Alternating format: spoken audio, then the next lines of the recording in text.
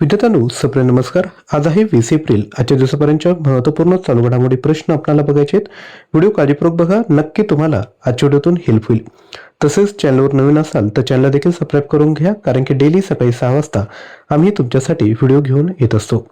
आजच्या व्हिडिओतील सर्वात पहिला प्रश्न आहे, एशियन एक्सलन्स अवॉर्ड 2026 मध्ये ग्लोबल कल्चरल अँबॅसेडर म्हणून कोणत्या भारतीय मूळ व्यक्तीला सन्मानित करण्यात आले? तर हा जो फोटो आहे तो आहे ऑप्शन बी, विकास खन्ना यांचा. प्रसिद्ध शेफ विकास खन्ना यांना न्यूयॉर्क येथे आयोजित एशियन एक्सलन्स अवॉर्ड 2026 मध्ये ग्लोबल कल्चरल अँबॅसेडर म्हणून सन्मानित करण्यात आले.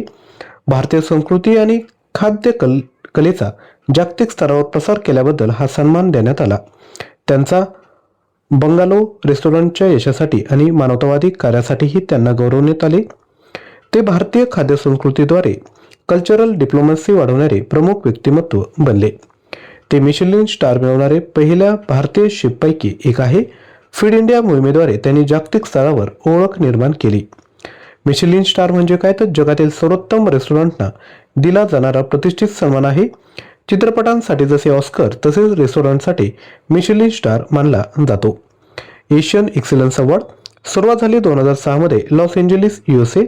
उद्दिष्ट पाश्चात्य माध्यमे व हॉलिवूडमध्ये आशियाई मूळ व्यक्तींच्या कामगिरीचा गौरव करणे. क्षेत्रे सिनेमा, टीव्ही, संगीत, व्यवसाय आणि खाद्यकला. विकास खन्ना ज्यांचा जन्म झाला 14 नोव्हेंबर 1971 अमृतसर पंजाब या ठिकाणी, मिशेलिन स्टार शेफ तसेच फिल्ममेकर आहेत. प्रसिद्ध पुस्तक आहे उत्सव. टाइम मासिकाच्या टाइम 100 यादीत आयकॉन आणि पायोनियर म्हणून त्यांचा गौरव करण्यात आला आहे. पुढील प्रश्न, नीती आयोगच्या ease of doing research and development in India अहवालानुसार रिसर्च अँड डेव्हलपमेंट सुधारण्यासाठी कोणत्या मुख्य फ्रेमवर्क सुचवण्यात आला आहे? तर हा जो फ्रेमवर्क आहे तो आहे ऑप्शन ए, रोप फ्रेमवर्क. लक्षात घ्या, नीती आयोगने भारतातील संशोधन व विकास सुधारण्यासाठी ease of doing research and development अहवाल प्रकाशित केला. या अहवालाचा मुख्य आधार रोप फ्रेमवर्क आहे, जो संशोधनासाठी अनुकूल वातावरण निर्माण करण्यासाठी रोडमॅप देतो. रोपचा फुल फॉर्म आहे रिसोर्सेस, निधी व पायाभूत सुविधांची उपलब्धता, ऑपॉर्च्युनिटी, जागतिक स्तरावर संशोधनाच्या संधी, पॉलिसीज, सुलभ नियम व सरकारी मदत, इकोसिस्टीम, लॅब टू मार्केट, जोड, संशोधनाचे व्यावसायीकरण. यानंतर पुढील प्रश्न, भारताची पहिली विद्यापीठ आधारित क्वांटम रेफरन्स फॅसिलिटी कोणत्या राज्यात सुरू करण्यात आली? तर हा जो फोटो आहे त्या राज्याच्या मुख्यमंत्र्याचा आहे. नाव आहे एन चंद्रबाबू नायडू. आता राज्य ओळखता येत असेल तर खाली कमेंट करा, व्हिडिओला पॉज करा. एन चंद्रबाबू नायडू कोणत्या राज्याचे मुख्यमंत्री आहेत? खाली लगेचच कमेंट करा. याचं राईट आन्सर आहे option C, Andhra Pradesh. 14 April 2026 world quantum day निमित्ताने आंध्र प्रदेशचे मुख्यमंत्री एन चंद्रबाबू नायडू यांनी SRM युनिव्हर्सिटी येथे पहिले विद्यापीठ आधारित अमरावती क्वांटम रेफरन्स फॅसिलिटीचे उद्घाटन केले. ही प्रयोगशाळा 85% स्वदेशी तंत्रज्ञानावर आधारित आहे. हे केंद्र क्वांटम हार्डवेअरच्या टेस्टिंग, सर्टिफिकेशन अँड बेंचमार्किंगसाठी राष्ट्रीय केंद्र म्हणून कार्य करेल. संशोधक आणि स्टार्टअपसाठी ओपन ॲक्सेस प्लॅटफॉर्म उपलब्ध करून देते.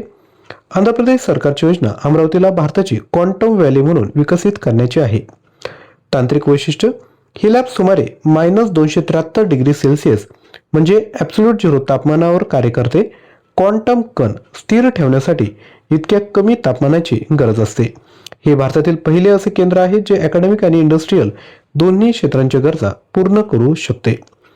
नॅशनल क्वांटम मिशन सुरुवात 2023 मध्ये झाली. बजेट आहे 6003 कोटी रुपये आणि कालावधी आहे 2030 ते 31. उद्दिष्ट, क्वांटम तंत्रज्ञानाच्या क्षेत्रात भारताला पुढे नेणे आणि टी-हब्स, इन्फ्रास्ट्रक्चर, स्टार्टअप व कुशल मनुष्यबळ यांच्या माध्यमातून देशाला आत्मनिर्भर बनवणे. पुढील प्रश्न, याना गुहा भूवारसा स्थळ Jio heritage site of national importance म्हणून घोषित करण्यात आले. या गुहा कोणत्या राज्यात आहे? तर याना हे गुहेचं नाव आहे. उत्तर आहे option C, Karnataka. Capital Bengaluru. तर लक्षात घ्या, खनिज मंत्रालयाने भारतीय भूवैज्ञानिक सर्वेक्षण मार्फत कर्नाटकातील याना गुहा यांना राष्ट्रीय महत्त्वाचे भूवारसा स्थळ घोषित केले. हे ठिकाण त्यांच्या धार्मिक महत्त्वासाठी आणि येथे आढळणाऱ्या अद्भुत काळ्या रंगाच्या चुनखडीच्या खडकांसाठी प्रसिद्ध आहे. याना केव्ज स्थान कर्नाटक राज्यातील उत्तर कन्नड जिल्ह्यात पश्चिम घाटाच्या जंगलामध्ये स्थित आहे. भूवैज्ञानिक वैशिष्ट्य हे कार्स्ट टोपोग्राफी चे उत्तम उदाहरण आहे. कास स्थलाकृती जी पाण्यामुळे चुनखडी खडक विरघळल्याने तयार होते. येथे मोठ्या प्रमाणात काळ्या चुनखडीचे डोंगर आढळतात. 2 मुख्य शिखरे आहेत, भैरवेश्वर शिखर आणि मोहिनी शिखर. ही शिखरे लाखो वर्षात नैसर्गिकरित्या तयार झाली आहेत. गुहेच्या आत भगवान शिवाचे मंदिर देखील आहे. जिओलॉजिकल सर्व्हे ऑफ इंडिया उद्दिष्ट देशातील खनिज संसाधनांचा शोध, भूवैज्ञानिक अभ्यास आणि नैसर्गिक आपत्तींबाबत माहिती देणे. स्थापना 1851, मुख्यालय कोलकाता आणि मंत्रालय आहे खनिज मंत्रालय. पुढील प्रश्न, 16 एप्रिल 2026 रोजी भारतीय रेल्वेचा कोणता स्थापना दिवस साजरा करण्यात आला? तर याचं जे योग्य उत्तर आहे ते आहे 173वा. भारतातील पहिली प्रवासी ट्रेन 16 एप्रिल 1853 रोजी धावली होती. त्या दिवसाच्या स्मरणार्थ 16 एप्रिलला इंडियन रेल ट्रान्सपोर्ट डे म्हणून साजरा केला जातो.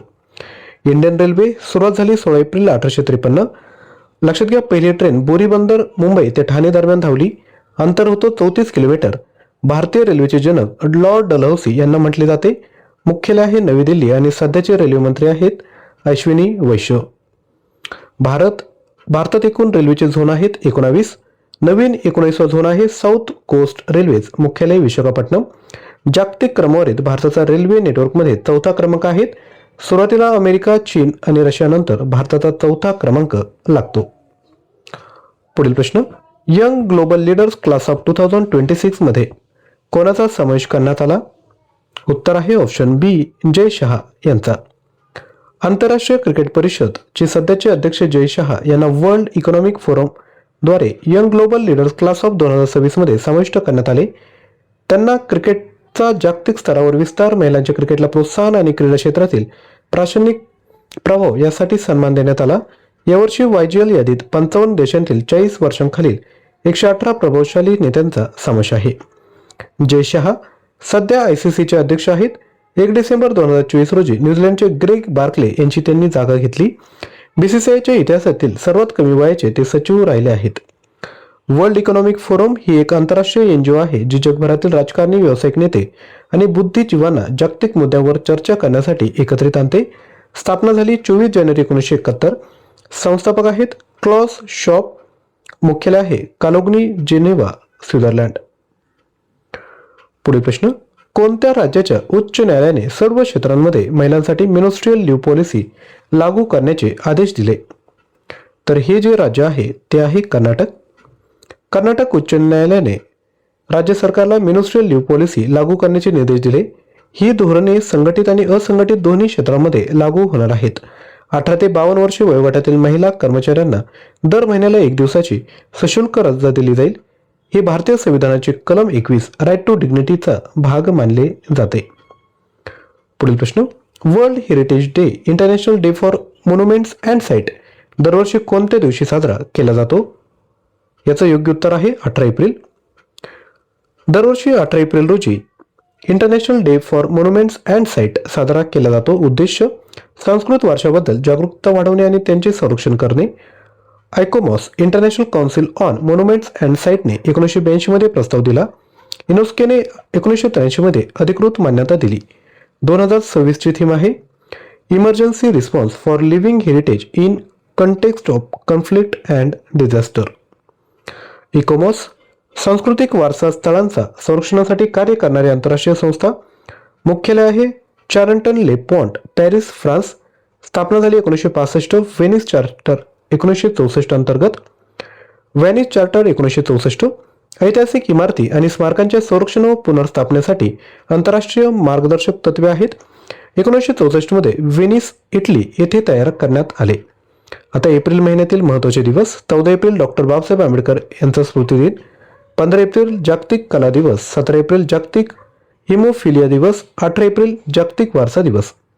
आणि विद्यार्थ्यांनो, जे आपल्या विकली रिव्हिजन PDF फाईल येत असतात ज्यामध्ये 60 प्रश्नांचा समावेश असतो, त्या जर तुम्हाला फ्रीमध्ये बघायचे असेल तर ॲप्लिकेशन डाउनलोड करा आणि कोर्समध्ये जाऊन फ्री MCQ PDF मध्ये जाऊन आपण ती PDF बघू शकता.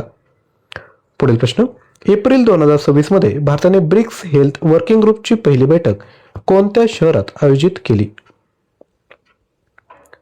योग्य उत्तर आहे नवी दिल्ली. एप्रिल 2026 मध्ये भारताने नवी दिल्ली येथे ब्रिक्स हेल्थ वर्किंग ग्रुपची पहिली बैठक आयोजित केली. या बैठकीचा मुख्य उद्देश आरोग्य सुरक्षा, महामारीसाठी तयारी, पारंपरिक औषध या क्षेत्रांमध्ये ब्रिक्स देशांमधील सहकार्य वाढवणे आहे. भारत 2026 मध्ये ब्रिक्स शिखर परिषदेचे अध्यक्षपद भूषवत असल्याने या संबंधित महत्त्वाच्या बैठका भारतातील विविध शहरांमध्ये आयोजित केल्या जात आहेत. ब्रिक्स हे जगातील उदयोन्मुख अर्थव्यवस्थांचा समूह आहे. स्थापना 2006 ला झाली. सुरुवात होती ब्रिक म्हणजे ब्राझील, रशिया, इंडिया आणि चायना. पहिली परिषद 2009 मध्ये झाली. 2010 मध्ये साऊथ आफ्रिका सामील झाल्यावर ब्रिक्स असे याचे नाव झाले. नवीन सदस्य आहेत यामध्ये Egypt, Ethiopia, Iran, Saudi Arabia आणि UAE. 2025 मध्ये इंडोनेशिया हा 11वा सदस्य झाला. अलीकडील शिखर परिषदा 2024 रशिया, 2025 ब्राझील तर 2026 ची भारतात होत आहे. तर विद्यार्थ्यांनो, अशा पद्धतीने 10 प्रश्न बघितलेत. आता कालच्या व्हिडिओतील जे प्रश्न आहेत त्यांचे रिव्हिजन करूयात. WWF मछली राष्ट्रीय पुरस्कार 2026 ने कोणाला सन्मानित करण्यात आले? उत्तर आहे अनिता चौधरी. नेक्स्ट, आर्थिक वर्ष 2025-26 मध्ये जागतिक स्तरावर पेटंट दाखल करण्यामध्ये भारताचा क्रमांक कितवा? तर तो आहे 6वा. नेक्स्ट, फिडे महिला कॅन्डिडेट स्पर्धा 2026 जिंकणारी पहिली भारतीय महिला कोण ठरली? तर ते आहेत option A R Vaishali. Next, Times 100 most influential people 2026 यादीत कोणत्या भारतीय अभिनेत्याचा समावेश झाला? उत्तर आहे ऑप्शन C रणबीर कपूर.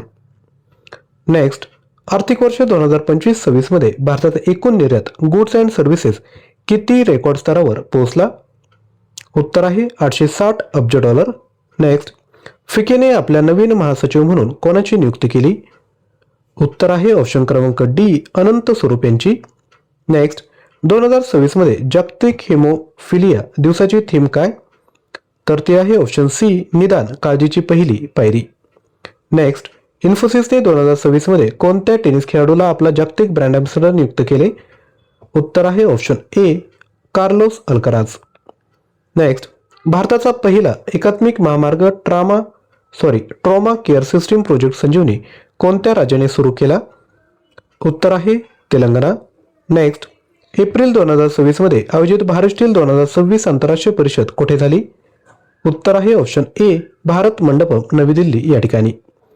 यानंतर तुमच्यासाठी होमवर्क. 15 एप्रिल 2026 रोजी हिमाचल प्रदेशचा कोणता स्थापना दिवस साजरा करण्यात आला? 76वा, 77वा, 78वा की 79वा? प्रश्नाचं उत्तर विद्यार्थ्यांनो खाली कमेंट करा. तसेच चालू घडामोडींचं मटेरियल पाहिजे असेल तर 6000 प्रश्न 150+ ऑनलाईन टेस्ट फक्त 99 रुपयामध्ये मिळेल. याकरता ॲप्लिकेशन डाउनलोड करून कोर्स परचेस करू शकता. आजचं जर कंटेंट आवडलं असेल तर लाईक, चॅनलला हाईप करा. तसेच सबस्क्राईब देखील करा. डेली सकाळी 6 वाजता आपला व्हिडिओ येत असतो. दररोज चालू घडामोडी क्विज सॉल्व्ह करण्याकरता QR कोड स्कॅन करा किंवा लिंक डिस्क्रिप्शन बॉक्समध्ये दिली आहे. थँक्यू.